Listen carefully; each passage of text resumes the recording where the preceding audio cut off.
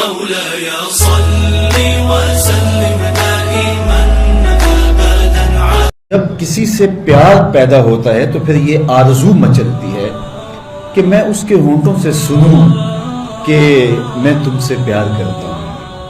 تو بندہ ہو کے پیار رب سے کرتا ہے تو پھر دل میں آرزو تو مچلتی ہے کہ کانوں میں کوئی نغمے رس بولے اور کوئی مجھے کہے کہ تم پیار کرتے ہو تو وہ بھی تم سے پیار کرتا ہے، تو زندگی کی ساری تھکن اتر جائے.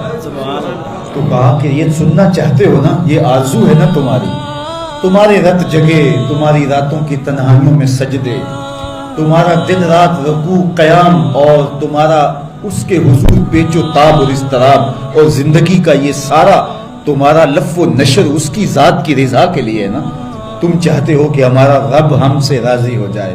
کبھی کعبے کے چکر کاٹ رہے ہو، کبھی پتھروں کو چوم رہے ہو، حجر اسود کو چوم رہے ہو، کبھی ملتزم پہ لپٹ لپٹ کے آہوزاریاں کرتے ہو، کبھی مطاف میں پیشانی رگڑتے ہو، اور کبھی حتیم میں روتے ہو.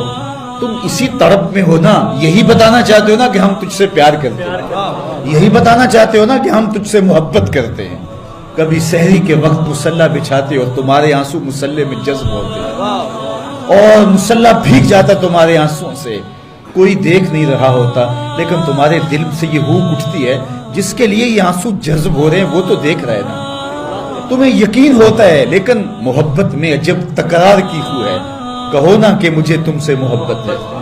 تو پھر یہ خو جو طبع کے اندر ہے بندہ سننا چاہتا ہے، وہ بے تابیاں اسے تنگ کرنے لگ جاتی ہیں، اس کے اندر اداسیاں پیدا ہوتی ہیں کہ یار میں تو اس سے پیار کرتا ہوں، میں تو اس سے محبت کرتا ہوں، وہ بھی کرتا ہوگا، یہ تو یقیناً اس نے مجھے توفیق سجدہ نصیب تب کی ہے، لیکن میں بھی تو سننا چاہتا ہوں کہ وہ مجھ سے پیار کرتا ہے. میرے سجدوں کا مل ڈالا اس نے.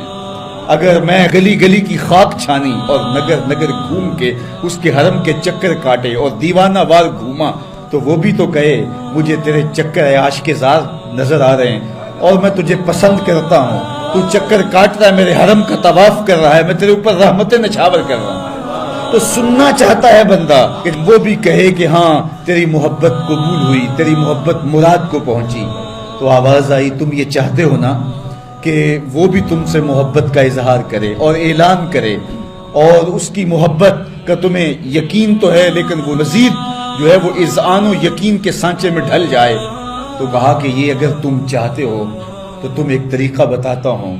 تم محبت کا جواب چاہتے ہو، تم ان سجدوں کا جواب چاہتے ہو، تم طواف اور ان چکروں کا جواب چاہتے ہو، تو تمہیں بتاتا ہوں میرے رسول کی چوکھٹ پہ آؤ اور ان کی اتباع کرو، ان کی اتباع کرو. تم نکلے تو محبت کرنے تھے، تم عاشق زار بنے تھے، لیکن یحببکم اللہ، وہ خدا ہو کہ تم سے محبت کرے گا. اچھا یہاں میں ایک اور جملہ کہنا چاہوں گا، اور وہ یہ کہ یہاں ذکر کیا گیا حضور کی اتباع کا. تو اتباع سے قبل بھی محبت، اتباع کے بعد بھی محبت. قل ان کنتم تحبون اللہ فاتبعونی یحببکم اللہ، یعنی اتباع سے پہلے بھی محبت، اتباع کے بعد بھی محبت.